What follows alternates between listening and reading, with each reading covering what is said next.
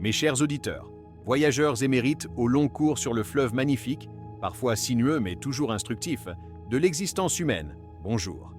Si je vous confiais aujourd'hui que certains des vins les plus exquis et les plus mémorables, ceux qui ravissent véritablement le palais par leur complexité aromatique, leur profondeur en bouche et leur longueur inoubliable, sont précisément ceux qui ont eu le privilège inestimable de vieillir lentement, patiemment, de mûrir en fût de chêne, gagnant en caractère, en rondeur et en subtilité insaisissable avec chaque saison qui passe, chaque année qui s'ajoute à leur histoire. Et si, dans la même veine, je vous suggérais que l'intimité humaine, cette danse délicate et sacrée des corps et des cœurs, cette alchimie mystérieuse qui nous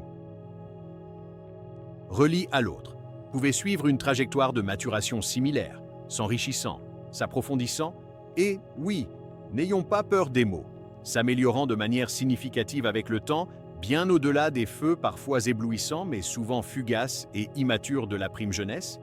Dans une société contemporaine qui semble souvent obsédée, jusqu'à la caricature, par la performance juvénile à tout prix, par la beauté éphémère et standardisée, et par une peur panique du vieillissement, il est grand temps, n'est-ce pas, de bousculer avec audace et bienveillance quelques idées reçues tenaces et de célébrer avec enthousiasme les trésors cachés, les joies subtiles et les profondeurs insoupçonnées de l'intimité vécue et partagée après 65 ans. Loin, très loin d'être un crépuscule mélancolique ou une simple résignation à une flamme qui s'éteint, cette étape précieuse de la vie peut en réalité ouvrir en grand la porte à une connexion plus authentique, plus sereine, plus ludique, et, oserais-je le dire avec conviction, plus intensément savoureuse que jamais auparavant. Aujourd'hui, ensemble, nous n'allons pas nous lamenter stérilement sur ce qui n'est plus, sur les élans d'une jeunesse révolue, mais plutôt nous émerveiller avec curiosité et gratitude de ce qui peut advenir, de la manière dont l'expérience accumulée, la sagesse acquise au fil des épreuves et des joies, et une nouvelle perspective, plus apaisée et plus lucide sur soi-même et sur l'autre, peuvent transformer l'acte d'amour, dans toutes ses dimensions, en une. Symphonie plus riche, plus complexe et plus harmonieusement nuancée. Il ne s'agit nullement de nier les défis physiques ou émotionnels que le temps qui passe peut apporter, car ils sont réels et méritent d'être reconnus et adressés avec soin. Mais il s'agit surtout de mettre en lumière avec éclat les atouts considérables et souvent méconnus que l'âge d'or, cette période de maturité pleine, déploie généreusement dans le jardin secret et fertile de nos désirs et de nos affections.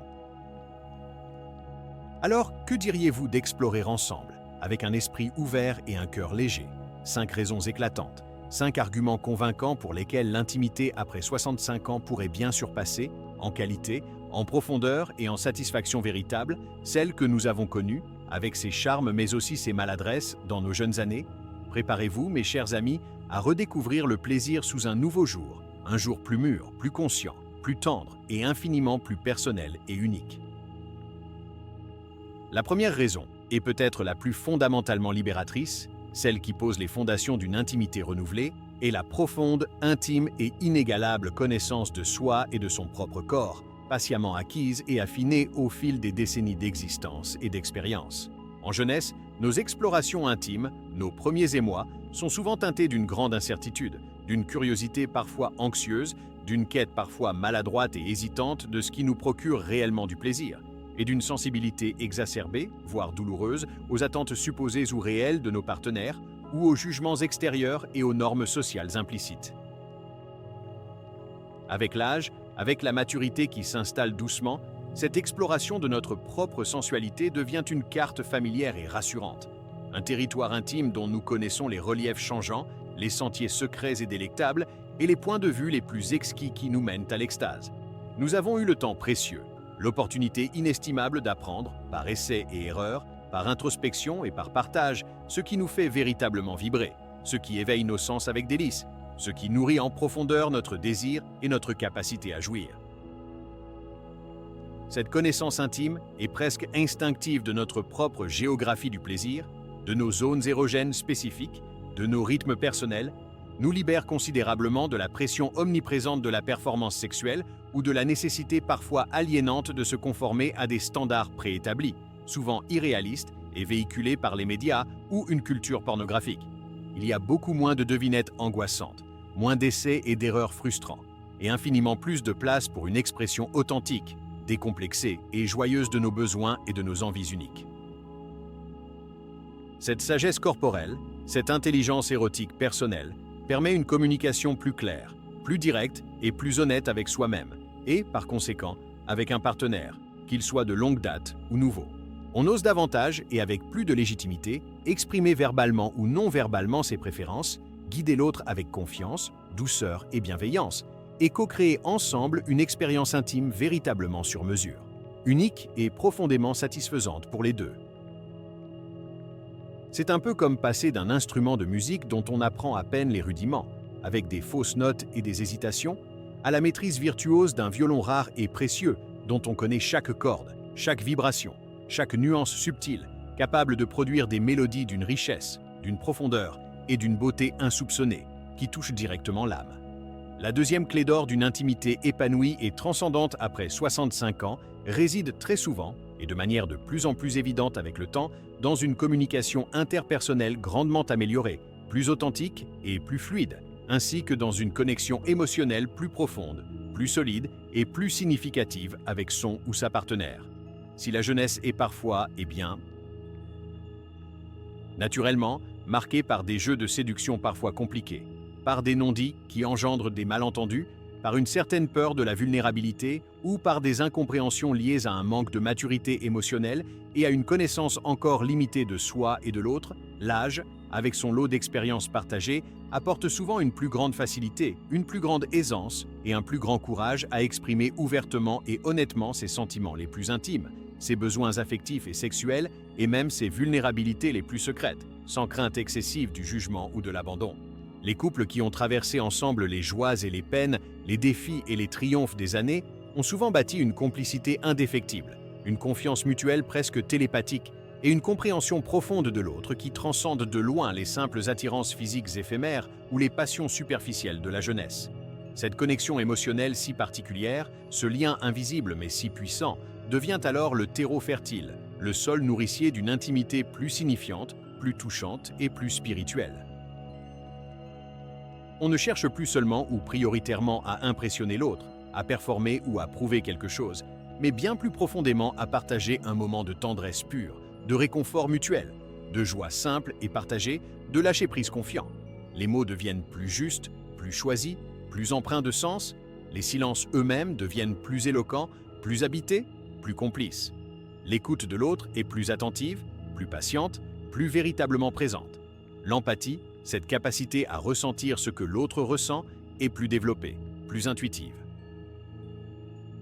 Cette capacité précieuse à se connecter à un niveau plus profond de l'être transforme l'acte physique, parfois réduit à une simple gymnastique dans la jeunesse, en une véritable communion des corps et des esprits, où les gestes et les caresses ne font que traduire la symphonie harmonieuse des âmes qui se reconnaissent et se célèbrent. C'est une danse intime et sacrée où chaque partenaire connaît intimement les pas, les rythmes et les préférences de l'autre, anticipant ses désirs secrets, répondant à ses besoins inexprimés avec une tendresse et une générosité infinie. C'est toute la différence qu'il y a entre un feu de paille, aussi excitant et spectaculaire soit-il sur le moment, et les braises ardentes et durables d'un foyer chaleureux qui réchauffe et illumine durablement le cœur et l'âme. Troisièmement, et c'est un point d'une importance capitale pour la qualité de l'expérience intime, l'intimité après 65 ans bénéficie très souvent d'une libération significative, voire totale, de la pression immense et souvent anxiogène liée à la procréation et au diktat parfois tyrannique de la performance sexuelle telle qu'elle est souvent fantasmée ou exigée dans la jeunesse. Pendant une grande et importante partie de notre vie adulte, la sexualité est, que nous en soyons conscients ou non, consciemment ou inconsciemment, étroitement et parfois exclusivement liée à la possibilité, voire à l'injonction, de concevoir un enfant. Avec l'arrivée de la ménopause chez la femme et de l'andropause, plus progressive, chez l'homme, cette dimension procréative de la sexualité s'estompe naturellement, voire disparaît complètement, laissant ainsi la place à une sexualité vécue et explorée pour le pur plaisir désintéressé, pour la connexion affective et sensuelle, pour le bien-être physique et émotionnel partagé, pour le jeu et la tendresse. De même, la pression écrasante de la performance, l'obsession parfois ridicule de l'érection infaillible et durable, ou de l'orgasme multiple et spectaculaire, qui peuvent littéralement empoisonner l'intimité et générer tant d'anxiété chez les plus jeunes, tendent naturellement à s'alléger, voire à disparaître avec l'âge et la sagesse qu'il apporte. On apprend enfin à apprécier le voyage intime autant, sinon plus, que la destination finale. On apprend à valoriser la tendresse infinie, les caresses patientes et inventives, la sensualité diffuse qui éveille tous les sens, plutôt que de se focaliser uniquement et de manière réductrice sur l'acte génital ou sur l'atteinte d'un orgasme à tout prix. Cette redéfinition élargie et libératrice du plaisir et de la sexualité ouvre un champ infini de possibilités nouvelles et excitantes. L'intimité devient alors plus ludique, plus créative, plus imaginative, moins axée sur des objectifs précis et contraignants, et beaucoup plus ouverte à l'exploration curieuse et joyeuse de toutes les facettes de la sensualité humaine. Le toucher, la vue, l'odorat, le goût, l'ouïe. On peut redécouvrir avec un émerveillement presque enfantin le simple plaisir intense d'un baiser langoureux et profond, la douceur infinie d'une étreinte prolongée et rassurante, l'excitation délicieuse d'un effleurement intentionnel sur une zone inattendue du corps. C'est un peu comme si l'on passait d'une course effrénée et stressante contre la montre pour atteindre un objectif précis, à une promenade contemplative, lente et savoureuse dans un jardin magnifique et luxuriant, où chaque fleur rare, chaque parfum subtil, chaque texture délicate, chaque sensation nouvelle mérite d'être pleinement et consciemment savourée, sans urgence, sans pression, sans aucune autre contrainte que celle de son propre plaisir et de celui de son partenaire. Le quatrième atout majeur, et souvent déterminant de l'intimité vécue à cet âge d'or, est fréquemment une plus grande disponibilité de temps précieux et de qualité, ainsi qu'une diminution significative et bienvenue du stress chronique lié aux multiples contraintes professionnelles, financières et familiales qui caractérisent souvent les décennies précédentes de la vie adulte. Les années de carrière intenses et exigeantes, l'éducation des enfants avec son lot de responsabilités et d'inquiétudes, les multiples engagements sociaux et les préoccupations matérielles qui jalonnent la vie active, laissent souvent, hélas, bien peu de place, de temps et d'énergie disponibles pour une intimité véritablement épanouie, nourrissante et régulière. La retraite, ou du moins une charge de travail considérablement allégée, peut offrir un espace-temps nouveau et précieux, une véritable bouffée d'oxygène pour se redécouvrir en tant qu'individu et en tant que couple, pour réinvestir avec joie et créativité sa vie intime sans la pression constante des horaires à respecter, des deadlines à tenir ou de la fatigue accumulée au fil des jours et des semaines. On a enfin plus de temps pour soi, pour prendre soin de son corps et de son esprit, plus de temps de qualité à consacrer à l'autre, sans être constamment interrompu ou préoccupé. Les matinées peuvent s'étirer langoureusement au lit, sans la sonnerie stridente du réveil. Les après-midi peuvent être propices à des siestes coquines improvisées. Les soirées peuvent être entièrement dédiées à la tendresse, à la complicité et au jeu amoureux, sans l'ombre menaçante du réveil qui sonnera trop tôt le lendemain matin. Cette disponibilité nouvelle et cette liberté retrouvée, combinées à une diminution souvent notable du stress quotidien et des préoccupations parasites, créent un environnement psychique et physique beaucoup plus propice à la détente profonde, à la réceptivité sensorielle, à l'émergence spontanée du désir et à l'expression libre de l'affection.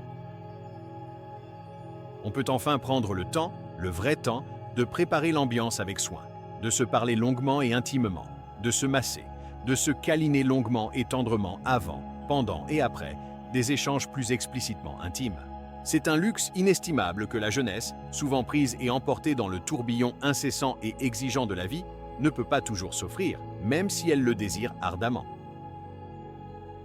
C'est un peu comme si, après une longue et parfois périlleuse traversée en mer agitée, on accostait enfin, avec un soupir de soulagement et de gratitude, dans une baie paisible, ensoleillée et protégée des vents, où l'on peut enfin jeter l'ancre en toute sécurité et savourer pleinement la quiétude, la beauté et la sérénité du moment présent, en compagnie de celui ou celle que l'on aime. Enfin, et c'est peut-être là le secret le mieux gardé, le joyau caché de la couronne. L'intimité après 65 ans peut être transcendée, sublimée et illuminée par une nouvelle et profonde appréciation de la vie elle-même, du corps tel qu'il est et de la magie de l'instant présent. Une appréciation nourrie par la sagesse inestimable de l'expérience accumulée et par une conscience accrue de la préciosité de